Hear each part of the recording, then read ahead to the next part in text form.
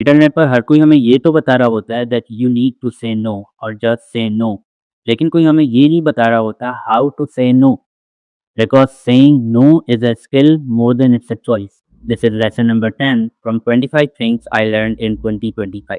आई realise कि no कहना सिर्फ एक डिसीजन नहीं होता, सिर्फ एक चॉइस नहीं होती। It's more than a decision, it's more than a choice, it's a skill. और हर स्किल की तरह ये भी शुरू में बहुत ज़्यादा ऑकवर्ड लगती है।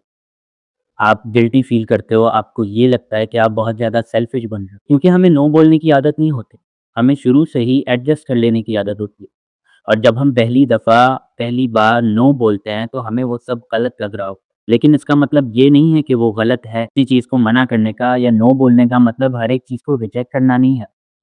लेकिन तब नो बोलना है, उस चीज़ को मना करना है जब आप उस चीज़ से कंफर्टेबल नहीं हो। जब आपको कोई ये चीज़ नहीं करनी और आप इसलिए करते हो कि सामने वाला बंदा आपको इंसिस्ट कर रहा होता है और आप ना नहीं कर पाते, तब आपको ना करना होता है।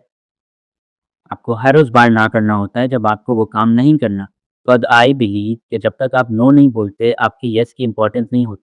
और हर स्किल की तरह ये चीज़ भी आपके प्रैक्टिस से अच्छी होती है। आप प्रैक्टिस से इसमें अच्छे होते हैं। आपको नो बोलना है, आप किसी चीज़ के साथ कंफर्टेबल नहीं हो, तब आप रिस्पेक्टफुली नो बोलो और एक रीज़न पेश करो। ये स्किल होती है।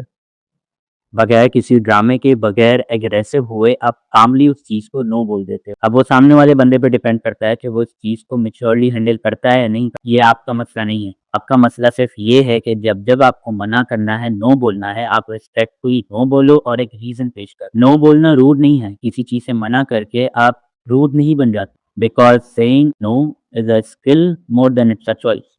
और आप एग्री करो या ना करो, सेइंग नो इज़ नेसेसरी।